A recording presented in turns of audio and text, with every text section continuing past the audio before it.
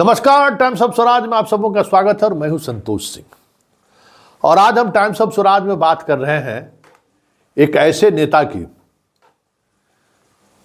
जिस नेता को लेकर एक अलग तरीके की माहौल बनाने की कोशिश पिछले कई महीने से हो रही है।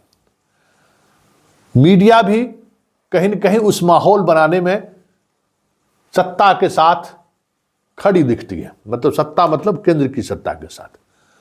नीतीश बीमार हैं, नीतीश की अब कोई प्रासंगिकता नहीं रही, नीतीश को लेकर अब चर्चा बेमानी है, प्रदेश की राजनीति में उनकी कोई हैसियत नहीं रही। चले थे कन्वेनर बनने के लिए, उन्हें कुछ नहीं दिया गया, वो निराश है। खरमास के बाद बहुत सारी चीज़ें बिहार की राजनीति में बदल सकती है। ढेर सारी ऐसी खबरें चल रही है और उस खबरों के अनुसार बीजेपी की प्रतिक्रिया भी आ रही है। लेकिन बीजेपी के अंदर कितनी बेचैनी है वो हाल के दिनों में भी देखा जा सकता है कि किस तरीके से अमित शाह लगातार बिहार आ भी रहे हैं, बिहार के सांसदों के साथ वो बैठक भी कर रहे हैं।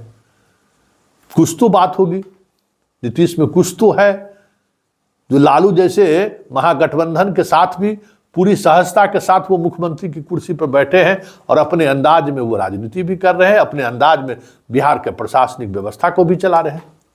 जब बीजेपी के साथ थे तब भी उसी अंदाज में थे और आज भी उसी अंदाज में हैं। सामने लालू हो चाहे सामने मोदी हो, दोनों के साथ रहते हुए भी वो अपने अंदाज से बिहार को चलाया है और आज भी चलाने की कोशिश कर रहे हैं। ऐसे में ये सवाल उठना लाजमी है कि वो नीतीश जिसकी प्रासंगिकता पर ही अब सवाल खड़े किए जा रहे हैं, क्या वाकई में वो अप्रासंगिक हो गए हैं बिहार की राजनीति में? बड़ा सवाल है। लेकिन मीडिया जिस तरीके से इंडिया गठबंधन के बैठक को लेकर नीतीश के हवाले से या नीतीश के सोर्सेज से जो खबरें चला रही थी पिछले 24 घंटे से, अलग अलग एंगल से खबर बनाई जा रही थी कि नीतीश नाराज हैं, नीतीश की नाराजगी की वजह ये है। वैसे आज उन्होंने अपने तमाम सांसदों से मुलाकात की है, मतलब जदयू के जो सांसद हैं, और उन्होंने अपने सांसदों को डूट टूट कह दिया है कि ये लड़ाई निर्णायक लड़ाई है और इस निर्णायक लड़ाई में ये देखना जरूरी नहीं है कि सामने वाला कौन है। कोई जरूरी नहीं है कि आप 2024 के चुनाव में उम्मीदवार के रूप में आप सामने खड़े हो, लेकिन इतना जरूर याद रखिएगा, पार्टी ने जिस भरोसे के साथ आपको सांसद का टिकट दिया, आपको सांसद बनाया, टिकट आने वाले समय में आपको मिले ना मिले, वो भरोसा पार्टी को कभी मत तोड़िएगा। मतलब संकेत साफ है कि वर्तमान जो सांसदों की जो टोली है जदयू के, उसमें भी बड़ा बदलाव हो सकता है और नीतीश एक ऐसे मुकाम पर आकर खड़े हैं जहां से कुछ नई तरीके की राजनीति अपने अंतिम पड़ाव के, राजनीति के अंतिम पड़ाव पर खींचने की कोशिश में लगे हुए हैं। वो आज साफ सांसदों से मुलाकात के बाद देखा जा सकता है। वैसे ललन सिंह ने जिस अंदाज में अपनी बात को रखा है वो संकेत है कि 29 तारीख को जो जदयू के राष्ट्रीय कार्यकारिणी की बैठक होने वाली है, उस बैठक में बड़े फैसले हो सकते हैं और वो फैसला इस प्रदेश की राजनीति को ही नहीं प्रभावित करेगा, देश की राजनीति को भी प्रभावित करेगा। भले आप नीतीश को प्रासंगिक मानते हो या नहीं मानते हो। जरा सुनिए ललन सिंह ने क्या कहा है और उनका अंदाज क्या है। आ रही है कि नीतीश कुमार थोड़ा नाराज हो गए हैं। कोई नाराज नहीं हुए हैं नीतीश कुमार जी।